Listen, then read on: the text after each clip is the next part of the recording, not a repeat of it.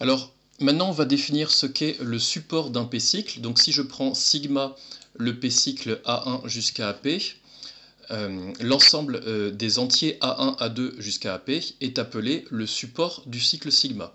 Donc, cette notion de support, c'est une notion qui est particulièrement importante. Je vous rappelle que quand on a le p-cycle sigma qui est ici, ça veut dire quoi? Ça veut dire que A1 est envoyé sur A2, A2 est envoyé sur A3, et ainsi de suite, jusqu'à AP, qui est de nouveau envoyé sur le premier d'entre eux, c'est-à-dire sur A1. Et par contre, tous les entiers compris entre 1 et n qui n'appartiennent pas à l'ensemble des AI, eux, sont envoyés sur eux-mêmes. Donc en fait, sont invariants par sigma. Du coup, vous comprenez que le support, cet ensemble, c'est tout simplement l'ensemble des éléments qui ne sont pas envoyés sur eux-mêmes, c'est-à-dire qui ne sont pas invariants. Donc c'est cette remarque, soit x un élément qui appartient à l'ensemble 1n, alors x appartient au support de sigma, si et seulement si sigma de x est différent de x. Une autre remarque, c'est que si x appartient au support de sigma, c'est-à-dire si x est l'un des AI, alors son image sera aussi l'un des AI. Donc vous voyez que si x appartient au support, alors sigma de x appartient également au support. Donc ça, c'est une remarque importante. Étude de S1 et de S2. Donc S1, c'est tout simplement l'ensemble des permutations du singleton 1, c'est pas très intéressant. S2, donc il y a aussi l'application identité, et il y a la transposition 1-2. Il est donc simple d'obtenir la table de ce groupe S2. Donc la table est ici, évidemment. Quand je compose l'application identité avec n'importe quelle permutation, j'obtiens cette permutation. Donc ça nous donne déjà que forcément ici j'ai l'identité, ici la transposition 1-2 et ici la transposition 1-2. Et ici c'est le résultat de la transposition 1-2 au carré. Et on a vu qu'une transposition est égale à sa propre inverse. Donc j'obtiens évidemment l'identité. On constate en particulier que les groupes S1 et S2 sont abéliens. Abélien, ça veut dire que ce sont des groupes commutatifs. Et évidemment, S1 il est forcément commutatif, c'est un groupe à un seul élément. Mais S2, ça se voit tout simplement parce que le résultat de 1,2 rond id ou de id rond 1,2, ça donne la même chose. Ici et là, j'obtiens deux fois le même résultat. Tout ça pour dire que S1 et S2 sont deux groupes abéliens. Par contre, si n est supérieur ou égal à 3, alors le groupe Sn n'est jamais abélien, c'est-à-dire n'est pas commutatif pour aucune valeur de n supérieure ou égale à 3. Pour démontrer que ce groupe n'est pas abélien, il suffit de donner un contre-exemple. J'ai pris la permutation 1,2 que j'ai composée avec la permutation 1,3, je l'ai fait dans un sens et dans l'autre, et on va voir ce que ça donne. Donc ici, comment on calcule le résultat de ce produit 1,2 rond 1,3, de cette composée, si vous préférez, 1,2 rond 1,3. Je vais regarder d'abord qui est l'image de 1. Donc évidemment, on commence par l'application de droite. L'image de 1, donc 1 est envoyé sur 3 par la première permutation, et 3, il est invariant par la deuxième. Donc j'ai dit 1 est envoyé sur 3, puis 3 est envoyé sur 3. Donc 1 est bien envoyé sur 3 au final. Ensuite 2. 2 il est invariant, c'est-à-dire 2 est envoyé sur 2 par la première transposition, et puis 2 est envoyé sur 1. Et 3, 3 il est envoyé sur 1, puis 1 est envoyé sur 2. Donc au final, résultat des courses, j'ai dit quoi? J'ai dit que 1 il est envoyé sur 3, 3 il est envoyé sur 2, et 2 il est envoyé sur 1. Donc ici, on constate que la composée 1,2 rond 1,3, c'est finalement un cycle, c'est le cycle 1, 3, 2.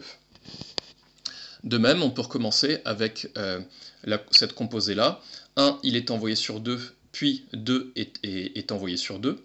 Donc 1 est bien envoyé sur 2.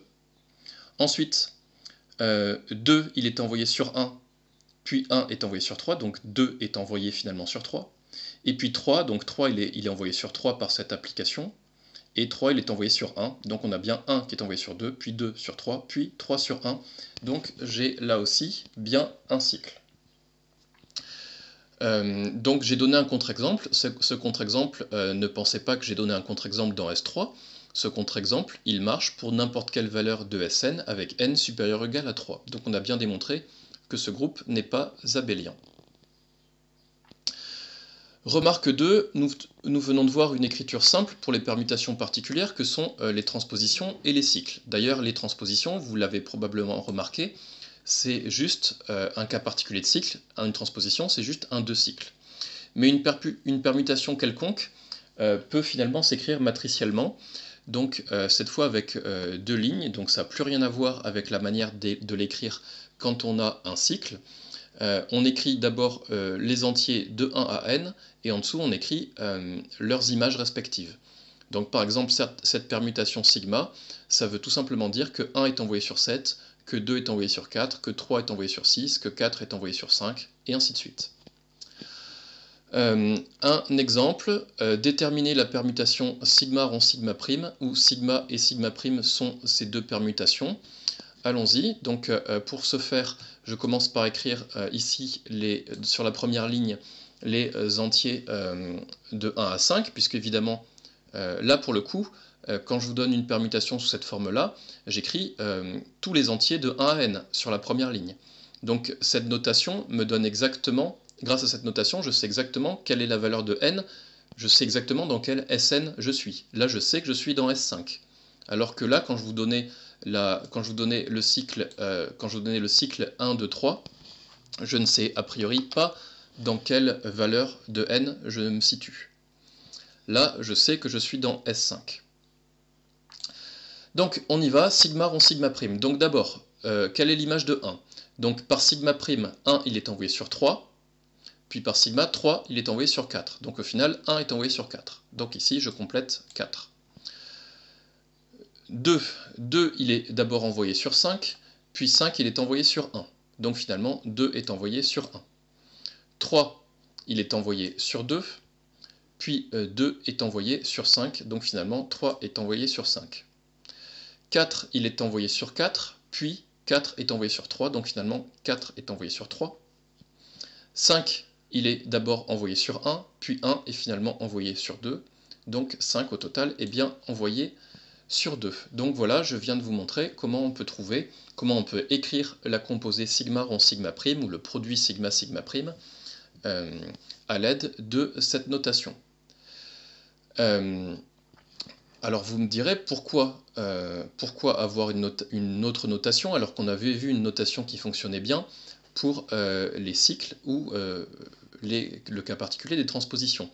Tout simplement parce que toute permutation n'est pas nécessairement une transposition ou un cycle. Par exemple, la transposition sigma qui est ici, donc que je vous ai redonné ici, on peut s'apercevoir que ce n'est pas un cycle. En effet, on voit que 1 est envoyé sur 2, 2 est envoyé sur 5 d'ailleurs, et 5 est envoyé sur 1. Donc il y a bien ce cycle-là pour 1, 2 et 5, mais 3 et 4, qu'est-ce qui se passe avec 3 et 4? 3 il est envoyé sur 4, et 4 est envoyé sur 3. Donc vous voyez que la représentation de cette permutation sigma nous montre que le dessin ce serait plutôt celui-là. 1 est envoyé sur 2, 2 est envoyé sur 5, 5 est envoyé sur 1, et 3 est envoyé sur 4, et 4 est envoyé sur 3. Donc ça, on comprend bien que cette représentation n'est pas la représentation d'un cycle, mais en fait, c'est plutôt la représentation, finalement, de deux cycles. Donc, j'espère que vous avez compris avec cet exemple que toute permutation n'est pas forcément un cycle. Donc, c'est pour ça qu'il est nécessaire d'avoir une notation plus générale pour noter une permutation. Bien sûr, dans le cas d'un cycle, on a une notation qui est propre, et la transposition, on a vu que c'était un cas particulier de cycle, plus précisément une transposition, on a compris que c'était le cas particulier d'un deux cycles.